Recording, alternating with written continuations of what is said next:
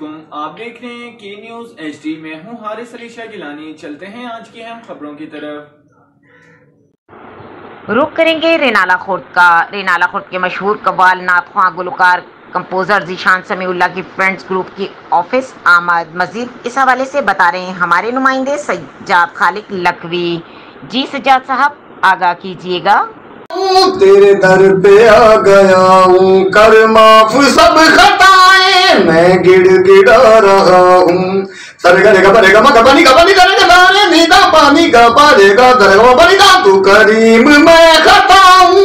तेरे दर पे आ गया हूँ, चौकट पे तेरी यारब मैं गिड़गिड़ा रहा हूँ। रो रो के आज अपनी हस्ती मिटा रहा हूँ।